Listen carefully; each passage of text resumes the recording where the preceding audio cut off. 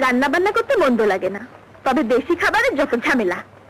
বাটোরে, কোটোরে, ধৌরে, ভাজরে, এই জন্য বাঙালি মেয়েদের জীবনটা রান্নাঘরে কেটে যায়। যাই দেখি, সাগরের তো কলেজে যাবার সময় হলো। পুড়ে গেল রে, পুড়ে গেল রে।